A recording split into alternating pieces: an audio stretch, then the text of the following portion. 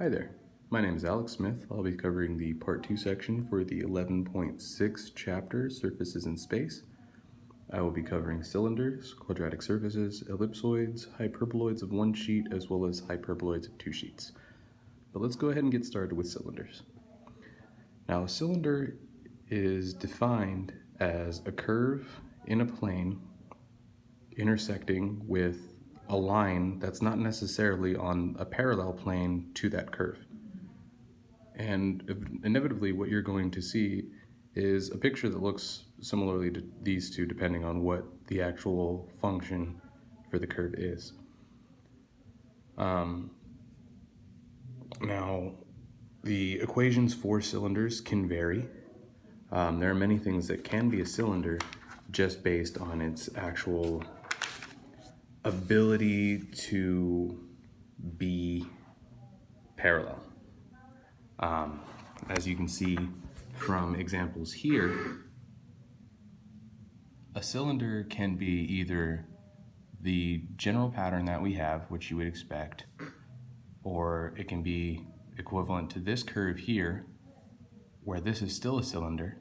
However, it's just parallel now to the x-axis because the line itself goes parallel to the x-axis. Whereas this one as well is a function of the absolute value of z, which still ends up being a parallel to the y-axis anyway. Now, all of these different cylinders, as you can see here, and you can even see here, I can assume that you can work out the math and graphing on your own at this point. So I'm not really going to focus too much on the math itself, but more so go into the concept and theory of the actual problems here. But those are cylinders. The next portion that we'll be discussing will be quadratic surfaces, where the quadratic surface is essentially one of 6 different surfaces, like 3 that I mentioned that I will be covering: the ellipsoid, the hyperboloid of one sheet, 2 sheets, the elliptic cone, paraboloid, and the hyperbolic paraboloid that Eddie had discussed. A quadratic surface is essentially anything. Like it's really any kind of variation that you can have in space where, as you can see, it's a second degree equation in 3 variables, meaning that it's not just linear, but it can be parabolic as well. Similarly to this curve here, you can have variations that are like this. It's not simply limited to just flat lines. So the 6 quadratic surfaces are as follows. As I've said, I'm going to be covering the ellipsoid here, the hyperboloid of one sheet, as well as the hyperboloid of 2 sheets. And Eddie has already covered the elliptic cone, elliptic paraboloid, and hyperbolic paraboloid.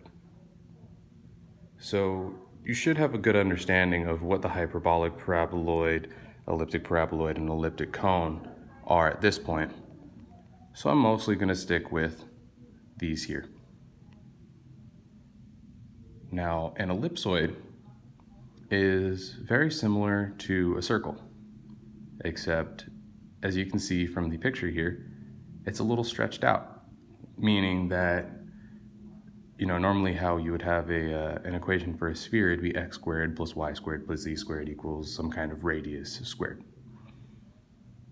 In this case, the radius can change for different traces. As you can see over here, this picture, there's the xy trace, the xz trace, and the yz trace going from bottom to top, where it's essentially just a slice. That's the best way to put it, a slice on the axis itself. And if you were to take a slice at that red line, it would give you the plane xz. You wouldn't see y at all, but it would be a point, relatively. Where that's essentially what it means by a trace. And it's not too difficult for this part. It's just, you just got to make sure that you're isolating the A, B, and C terms so that you can actually figure out what your radius is. And I also have a little section here where this is the example of an ellipsoid. And after isolating, you have this following equation where you can see that the denominators are different.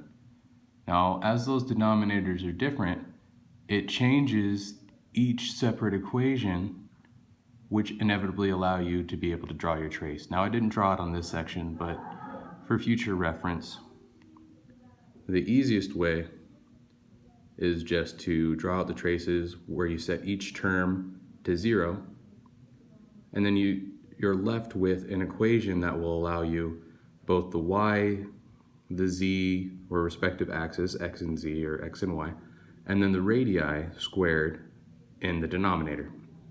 So it makes it a little easier for drawing. In this case, this z has a radius of 4 and the y is a radius of 2. So if I were to draw this out, I could draw it out pretty easily.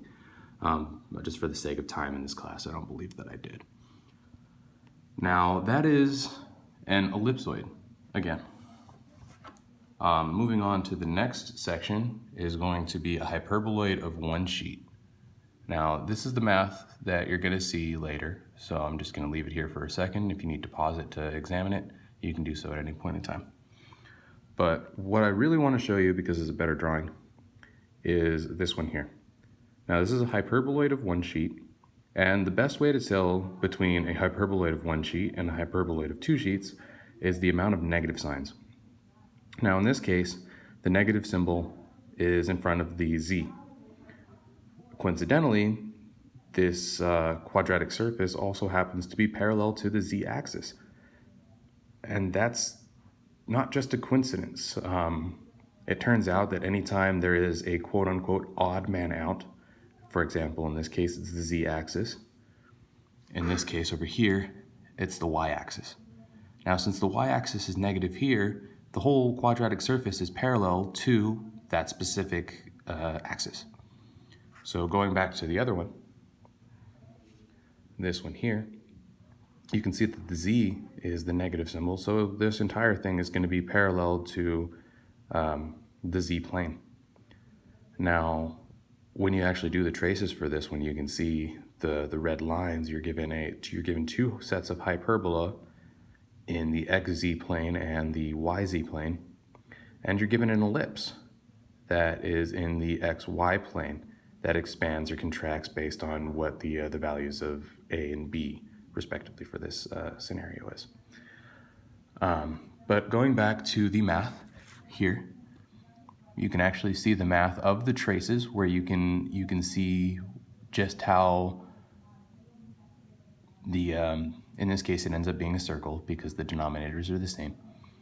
But you can start to see how that could change if it ended up being an ellipse, similar to the last problem.